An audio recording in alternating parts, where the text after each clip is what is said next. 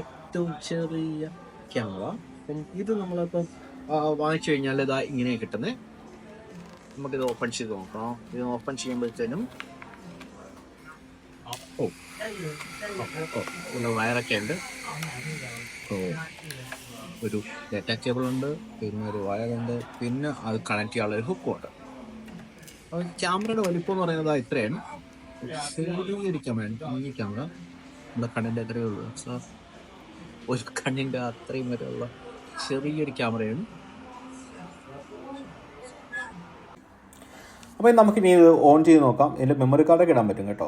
ഈ ഓൺ ചെയ്ത് കഴിഞ്ഞാൽ നേരെ വെൽക്കം സ്ക്രീൻ ഉണ്ട്, നേരെ ക്യാമറയിലോട്ട് വരും. അവിടെ നമുക്ക് ഫോട്ടോ എടുക്കാം. ഫോട്ടോ എടുത്തു കഴിഞ്ഞാൽ ആ ഫോട്ടോ കാണുന്നുണ്ടെങ്കിൽ സൈഡ് ബാറിൽ ഞെക്കി കഴിഞ്ഞാൽ മതി. എല്ലാ ഫോട്ടോസും കാണാനകത്ത് നമുക്ക് നേരത്തെ എടുത്ത ഫോട്ടോസ് എല്ലാം കാണാം.